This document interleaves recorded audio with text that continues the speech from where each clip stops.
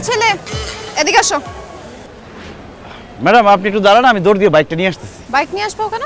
মানে আপনি আমার বাইকের পেছনে বসে বাসায় যাবেন এই জন্য ডাকছেন না? স্টুপিড! তুমি আমার স্টুডেন্ট, আমি তোমার বাইকের পিছনে কেন উঠবো?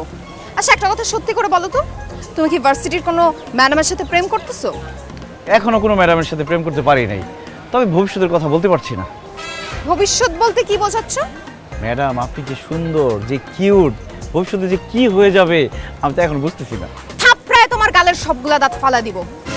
কার সাথে তুমি কি বলতেছো? হ্যাঁ, আমি তোমার ম্যাডাম, তুমি আমার সাথে এইভাবে কিভাবে কথা বলতেছো? আমিও তো আপনার স্টুডেন্ট, আপনি কিভাবে আমার সাথে এই ধরনের কথা বলেন যে আমি কোন ম্যাডামের সাথে প্রেম করি? ভার্সিটিতে সুন্দর সুন্দর মেয়ে থাকতে আমি ম্যাডামের সাথে প্রেম করতে যাবো কেন? আমার মনে হয় তুমি ভার্সিটির কোনো ম্যাডামের সাথে প্রেম করো, যাকে দেখার জন্য প্রতি বছর তুমি ইচ্ছা করে ফেল করে করে এই ভার্সিটিতে রয়ে যাচ্ছ। বিশ্বাস করেন আমি কোনো ম্যাডামের সাথে প্রেম করি না ম্যাডাম। ও আচ্ছা, তার মানে নিশ্চয়ই তুমি এই ভার্সিটিটা দখল করার জন্য প্রতি বছর ইচ্ছা করে ফেল করে করে এই ভার্সিটিতে রয়ে যাচ্ছ, তাই না?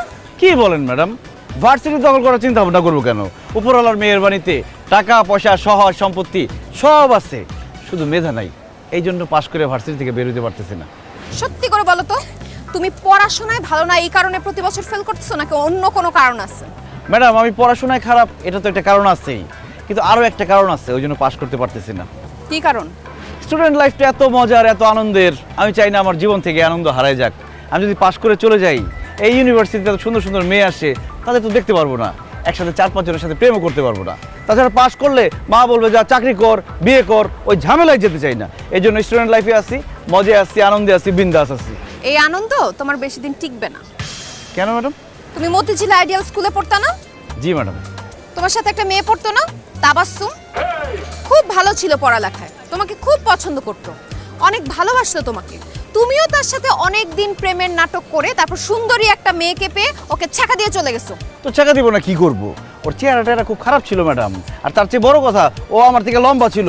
ওর সাথে যখন আমি হাঁটতাম তখন সবাই আমাকে বাটুল বলতো, এই জন্য লজ্জায়, ঘৃণায়, অপমানে ওর সাথে ব্রেকআপ করে ফেলছি, আরেকজনের সাথে প্রেম করছি। কিন্তু ম্যাডাম আপনি এত কিছু কিভাবে জানেন? কারণ তাবাসসুম আমার বড় বোন, আর তুমি হচ্ছে আমার বোনের প্রতারক এক্স, আর আমি তোমার টিচার।